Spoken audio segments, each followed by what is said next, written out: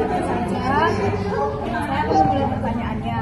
Pertama, apa yang membuat kamu memilih perusahaan kami? Apa alasannya dan apa yang kamu ketahui tentang perusahaan kami? Kalau untuk alasan saya memilih di rumah tubuh ini itu sebenarnya ada di pelatihan dan supervisor, karena di klinik ini menawarkan pelatihan dan supervisor di hostelnya, dan saya sangat tertarik karena bagi saya itu akan membantu saya ke depannya untuk lebih berkembang, dan untuk apa yang saya ketahui, jujur klinik rumah tubuh sini banyak vieweran ya di mana-mana, soalnya terapis di klinik sini tuh bagus-bagus, jadi saya yakin bahwa klinik ini tuh langkah yang baik akan saya gunakan gitu.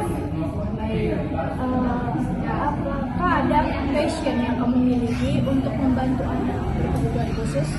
Kalau passion saya sendiri, saya merasa psikologi ini tuh beneran seperti dunia saya.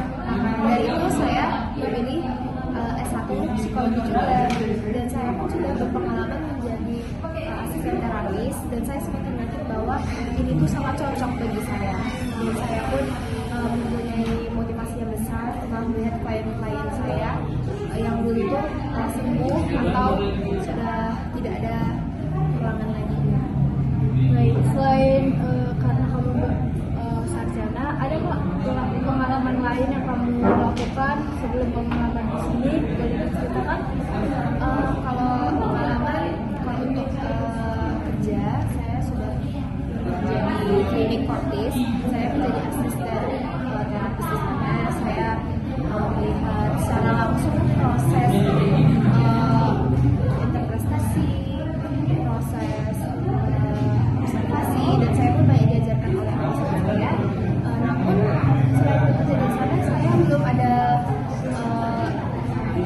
kerjaan lain. Maksudnya saya baru pertama kali kerja tuh di sana. Tapi kalau seperti kayak workshop atau yang lainnya itu, yang pelatih itu saya sudah mengikuti 2 kali. Baik, kalau saya tanya bagaimana cara kamu untuk membangun hubungan dengan sosial diatur, menurut kamu bagaimana caranya? Kalau untuk kedekatan sendiri, banyak dulu kasus yang saya jalani waktu sama jadi asisten terapis itu. Yang pertama pastinya saya melakukan rapor yang baik, seperti kayak menjaga privasi, tidak terlalu memaksa ataupun menghakimi klien.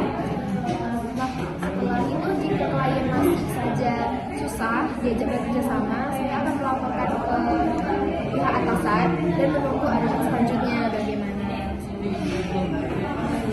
Kalau kamu diperlukan untuk menghubungi orang tua atau wali anak, bagaimana cara kamu memberitahu mereka ketika anak itu sangat lambat perkembangannya? Yang pertama, kalau misalnya anak lambat untuk diajak bekerja sama atau lambat untuk terapis, pasti kan kita sudah sering tuh bertemu dengan orang tuanya. Yang pasti saya pun membangun hubungan yang lebih baik lagi untuk orang tuanya, jadi agar nyaman untuk saling bertanya, untuk saling mengasih informasi seperti itu. Jika kamu diperlukan untuk bekerja sama secara tim, bagaimana cara kamu membangun hubungan tim yang baik dengan orang lain?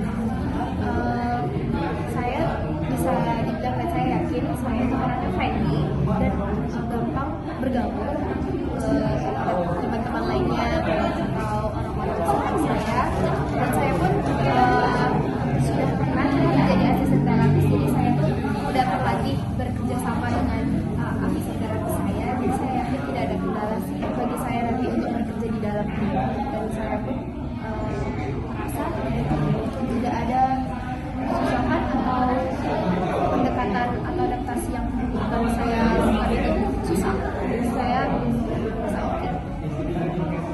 Baik, menurut kamu apa alasan yang ada pada diri kamu untuk meyakinkan kami menerima kamu dalam posisi ini?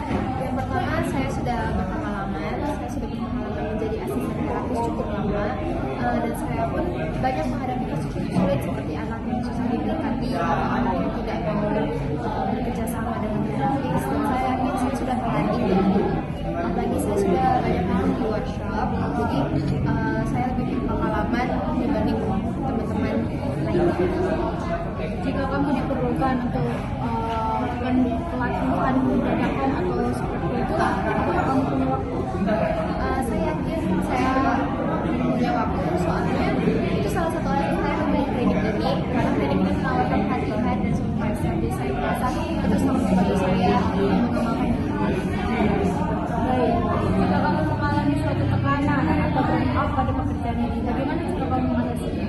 Yang pertama saya akan berbicara kepada orang terdekat saya terlebih dahulu sebelum ngobrol ke atasan. Jika saya merasa benar-benar tidak bisa keluar, saya akan mencoba ngobrol dan berdiskusi kepada atasan apakah saya bisa cuti atau apakah saya mengikuti arahan dari atasan. Dan terakhir saya ingin tanya, bagaimana cara kamu mengolah atau mencatat data ketika sedang melakukan pelatihan?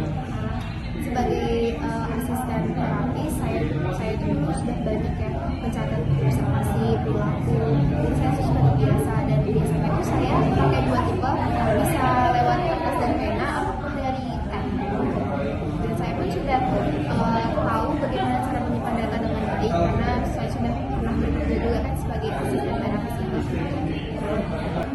Mungkin sudah cukup untuk sesi pertanyaan kita. Dari kamunya, mungkin ada yang ingin ditanyakan untuk posisi saya? Sejauh ini sih belum ada.